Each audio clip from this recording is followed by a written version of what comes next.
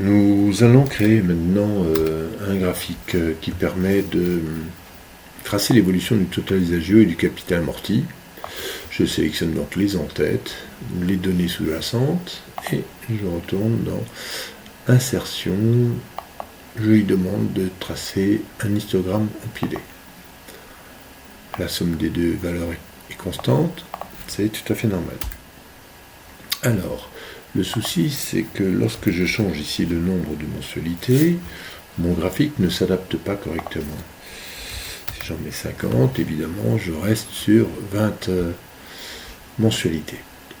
J'ai essayé de comprendre comment les données étaient stockées dans Excel. Donc, on voit bien que ici, le nom de la série est stocké ici, les valeurs sont là. J'ai essayé d'insérer un N ici, mais je n'ai pas trouvé. Donc j'ai essayé une autre solution. J'ai trouvé une solution qui s'appelle décaler. Alors décaler permet d'identifier par exemple cette zone par rapport à une origine. Comment ? Eh bien à l'aide de ces 5 paramètres. Le premier paramètre de la fonction décaler, c'est l'origine. Il suffit de pointer par exemple la cellule jaune. Dans nombre de lignes en dessous, il faut lui donner l'écart qui se trouve entre l'origine et le coin haut gauche de la zone concernée. Même logique pour le nombre de colonnes. Ensuite, la hauteur et la largeur. Alors, nous allons créer des noms. Donc, formule, gestionnaire de noms. On va créer 2 nouveaux noms. Le premier, on va l'appeler Total Agio, puisqu'il va concerner cette série-là. Et à la place de sélectionner une série, on va tout simplement utiliser la formule décalée, à laquelle, non pas déceler, décaler.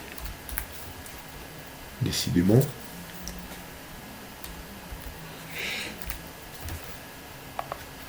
Je montre le total des agios. Ici, et on commence égal décalé. J'ouvre ma parenthèse.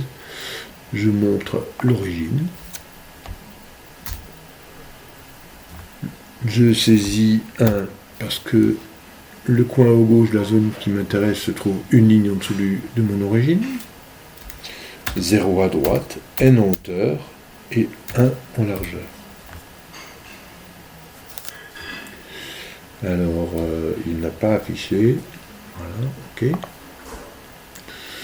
Je clique dans la zone fait référence à pour vérifier qu'il a bien compris ce que je lui ai demandé. Visiblement, c'est bon. Même chose pour le capital amorti.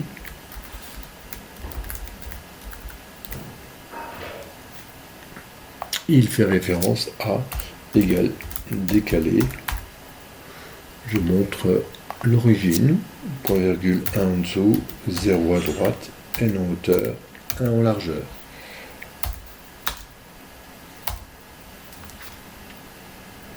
Ok, je vérifie, c'est bon.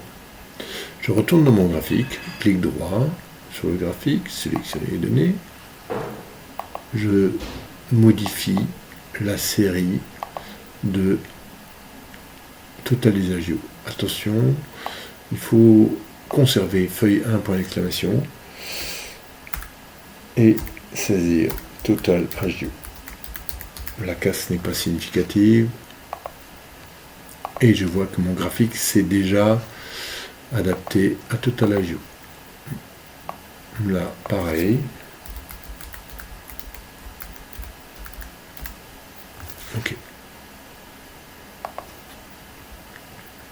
Ok. Eh bien, ça a l'air de fonctionner. Je n'ai plus besoin de ceux qui se trouvent là-haut.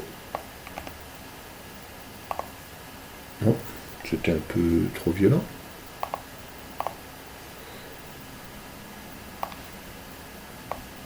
Voilà. Pas ça sait faire. Alors, si je change bien sûr le nombre de mensualités, ça fonctionne. Alors, pour exemple, en France, par exemple, un emprunt immobilier se fait couramment sur 30 ans, donc 360. Vous voyez que la surface bleue ici représente le total des agios. La surface rouge, c'est le montant du bien acheté. Et la somme des deux, c'est ce que vous dépensez. Alors imaginez un peu ce que ça peut donner au Japon, où les emprunts immobiliers se font sur plusieurs générations. Voilà. Je pense qu'on a fini cet exercice. N'hésitez pas à faire remonter des remarques.